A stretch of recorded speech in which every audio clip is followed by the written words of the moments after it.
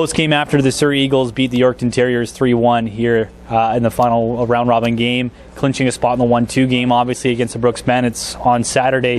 Matt Ehrhardt, Surrey Eagles head coach, was that an effort you're happy with from start to finish from your hockey team? Yeah, I mean, I think we gave up a few too many chances in terms of turning the puck over by our defense for kind of unforced turnovers at times, but that's been happening, I think, all tournament for every team. I think there's just the caliber of teams you're playing, and sometimes the ice is bouncing pucks and stuff like that. So I thought we did a pretty good job. In the third we only had 3 shots, but we did a pretty good job keeping a lot to the outside. A couple, pretty good chances. We did a good job on our penalty kill there in the third as well. And anytime you beat a team like that, you're going to be happy at the end of it. Score early goal, Brady Shaw, give the 1-0 lead. Then maybe it was a bit of a defending sequence late in the first period. Did you like though what your team did away from the puck? You just kind of mentioned kind of negating chances and keeping Yorkton to the outside. Yeah, we were sloppy. I think that right after we scored there for a bit in the first period, we gave up some shots, added up pretty quickly there at the end of the first. But I thought our second period was pretty good. We put better on our forecheck and got that kind of like we talked about unlucky bounce for Yorkton's defenseman into Devon Tage's hands and right to Brady Shaw. So I'll take that combination. Most days of the week coming in on a 2-on-1. So Brady is what he is. He's a goal scorer, and he scored 2 goals for us tonight, and capitalized when he had to. Was that what this afternoon was about? Is about execution? You had that chance. You mentioned Brady Shaw. Quickly in the power play, Adam Tambly makes no mistake on your second power play this afternoon.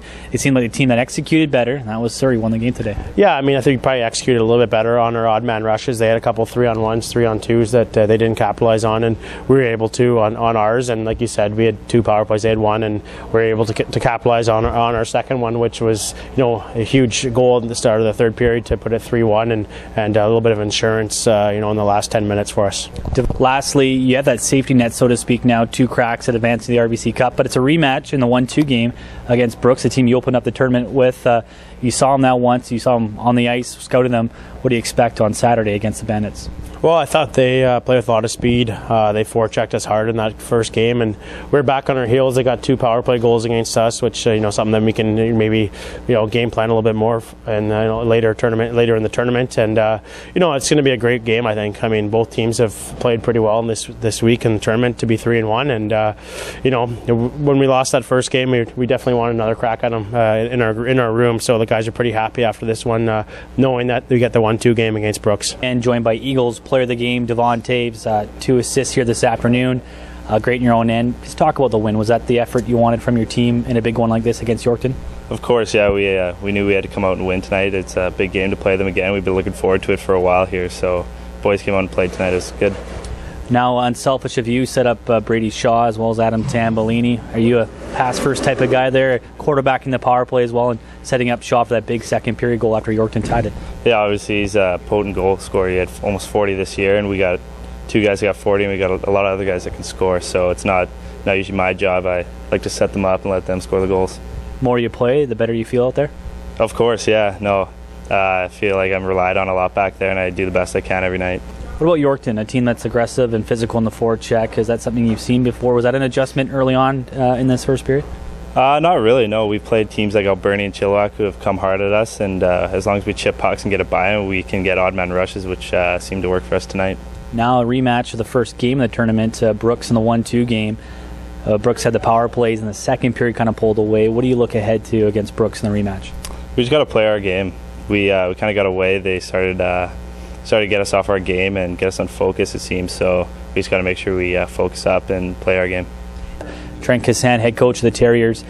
Effort level was there from your hockey team, and was it just maybe the execution on this afternoon was the reason why you didn't come up to win? You know what, I think you hit it right there. The effort was there. I can't question our guys' dedication and desire out there tonight. I think that maybe in that second period, we scored to tie it up, and it would have been key to try and get into that intermission tied. I think it was about 2 shifts or 3 shifts after we had, pushed and worked hard to tie it up. We gave up a goal there to give them the lead there, and I think it's just a matter of, we have to work pretty hard to score our goals. We're not a team that, can make 3 or 4 good passes and it's in the back of the net. All of our goals come from pretty honest hard work down low, and, their D did do a good job of boxing out in front of the net. There wasn't a lot of, we did get pucks to the net, but I think there wasn't maybe too many second and third opportunities that you'd like to cash in on. Impressed by the Norris brothers, I should say.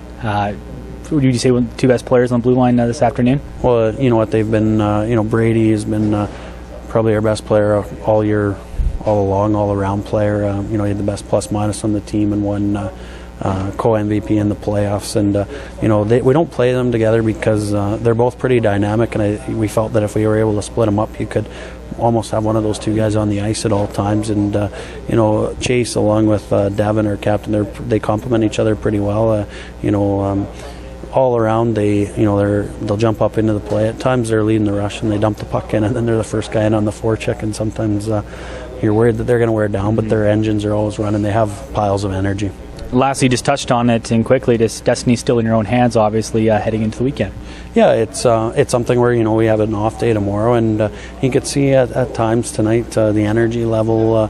Some shifts guys started that energy level faded a little bit, but I think it's 4 games in 6 days here. It's been a busy time, so it's important we get a day off and play that afternoon game. If we're going to get one of those bursts, we're going to have to play 2 afternoon games, which is okay for us because 3 of our 4 games have been these 2 o'clock games. So I think that at least our bodies are used to kind of that routine and that sleep pattern for having to play a couple games hopefully. Fraser Rogers joined by Nathan Murray of the Yorkton Terriers, player of the game in a 3-1 loss to Surrey. Got a big goal there in the second period to tie the game, but was it a game where your team just had some struggles trying to execute in the offensive zone this afternoon? We had lots of shots on net, obviously, but I don't know if they were as much quality as we needed them to be. We fought hard, and they're obviously a pretty good team, and just like all the other teams here. But we just had to get some more quality shots, maybe some traffic in front of their good goalie. They had a really good goalie in net today, and we just didn't find a way to solve them. I know it's back-to-back losses, but you took the number 1 team in Canada to overtime, and it was a close game against the Surrey Eagles this afternoon, the BCHL champ. Do you like where your game is heading into that 3-4 game on the weekend? Yeah, I'd say we're playing pretty good. We might have to tweak a little bit. It's good to get this day off tomorrow and a little bit more rest. And it's always tough playing back-to-back, and we've got a lot of games going on here. But it's fun for the guys and good to be out here. And there's no other way. We'd probably rather do it here this season. Talking with the Nanaimo Clippers head coach Mike Vandekamp after a 4-1 win over the Steinbach Pistons. And coach, ultimately you guys are where you want to be. You're in the elimination round here. How'd you feel about tonight's game? It was good. It was must win, obviously, for us, so it was important. We played pretty well. I guess right now we're just, believe it or not, I'm already moving on to the next one. So it's nice to be playing on the weekend. That was one of our goals. We can't look back. We made a couple errors over the course of the week. We'd like to have a better record, maybe playing Saturday night instead of Saturday afternoon. But for me, I think it's a great format. I think it's going to be an exciting weekend, obviously, and we're looking forward to Saturday. What can you say about the play of some of your key players, your veteran guys? 3-point night tonight from Kyle Kramer, and you got 2 from Sturos, you got 2 from Fitzgerald as well. Those guys really carried you tonight. Yeah, well, we needed our older guys to lift it up. It's tough. You don't want to put any added pressure on anybody, but they know what's at stake, right? Their junior hockey lives are on the line now, so at their age, and you would expect they'd step up and have great games. And they're not the type of players, any of our 20-year-olds, to be honest, that are going to step up and have just carry the whole team on their shoulders. But they got to play within the structure of the team and play well. And I think they did just that tonight. They played real hard and led by example, carried a lot of ice time. But I think that's what I've been watching all the games this week, and it looks to me like the key players are carrying a lot of ice time on all the teams. So no, certainly proud of our older guys for sure. You said you're already looking forward, so it's the Yorkton Terriers. That's what's in your sights ahead. They beat you guys in the round-robin game. What do you have to do differently? Well, play the full 60 minutes. I think that was a factor against them the first time. There's been certainly we know a lot more about each other now than we did then, so there's not a lot of mystery to what either team is doing on the ice. Both coaches have watched each other play a lot. They are a very good team. They work hard. They've got nice balance in their club, good work ethic, strong D-core. Their goaltender's strong too, well coached. A good competitor for us for sure. And all the teams that are here this week are championship teams, and it's a tough game every night. So that one will be, with everything on the line again, that'll be a real big game.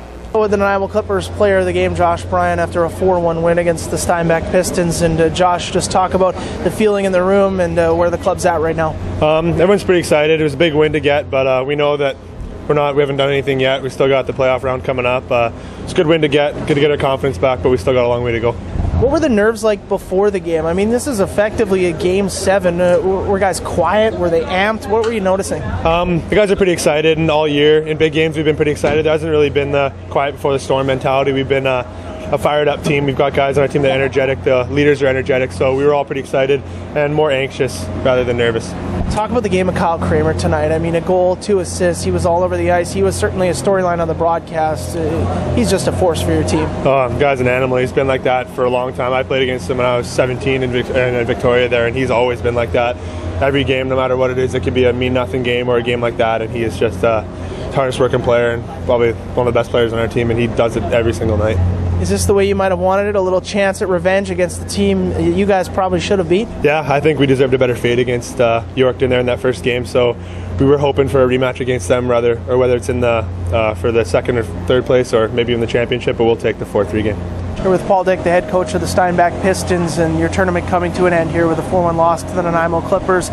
Coach, talk about maybe ultimately what it is that was one of the reasons why you guys came up short here. Well, I think. There's a couple of things. I think one, we came here. I think we were confident coming out of our playoffs, but maybe we didn't have that belief that we could compete here early on. It seemed like the first couple of games, it took us a while to feel like we really belonged. And I think that's something that's just a mental block, and I think as time goes on, hopefully we're able to get back here, and I think the approach for the returning players will be a little different. But you know what, we're playing against very competitive teams here, and I think and also as an organization, it allows us to see where we need to be competitive on a national level. No reason certainly to hang your heads. I think at this point you guys are champions of your conference, coming out of Manitoba to represent out here. A lot of things to be proud of this season. No doubt about it. We're extremely proud of our group. We were an organization trying to make the playoffs for the first time, and you know what, we were able to accomplish that. And as time went on, we just grew in confidence. We're very, very competitive. We're a very resilient group, and the guys don't enjoy losing. And we showed all the traits of a team that could win a championship. So. We're very proud of the group that we have in there, and how hard they've worked for us this year. And what happened this week isn't going to take away from what we accomplished this year. When this sort of a thing happens, the season comes to an end, your mind goes to the 20-year-olds, the guys who can't play anymore, and that's a very tough thing for a young man to be told, hey, you can't play, you got to stop. I noticed Corey Coop was the last one off the ice. Talk about some of your 20s. Well, that is a special time for the guys, and it's an emotional time for them. And for some of them, it may be the end of the road for their hockey careers, and hopefully we have some guys that have an opportunity to play beyond. When you see a guy like Corey and Kyle Rouse, who's been with us for 4 years and never been in a playoff game prior to this year, and for his career to end on this note, although it's disappointing this week, this has been an incredible run for guys like that, and it's very rewarding as a coach to see them go out in that fashion. So, you know what, not everybody can win the RBC Cup, and we're one of the last few teams here. So for the 20-year-old, it's particularly special. Taylor Friesen, player of the game for the Steinbach Pistons, and obviously an emotional time for your hockey team. Season comes to an end. Just maybe try and talk about some of the emotions that are going through you and through the room right now. Yeah, it is an emotional time, but we came out here for a reason, and we were proud of what we did, and it was a long year, but we're proud of our 20-year-olds, and came a long way. It is all about the 20-year-olds at this time, isn't it? And that's where your mind goes, these guys who can't play hockey anymore. Maybe just talk a little bit about some of those guys and what it meant to get a chance to play with them. It was an honor, actually. We had our captain, Kyle Rouse.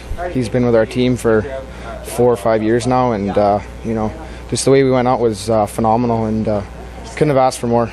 Great player. What about Corey Coop? I mean, watching the way he competed in the net for you guys, he was the last one off the ice, and I could certainly see the emotion on him. Oh, absolutely. We brought him in, and he had an outstanding year with us, and we couldn't have been more proud of him. He had a great year. Talk a little bit about what this experience has been like for you. It's been great. It's my second year here, and we'll definitely be back. Have you ever been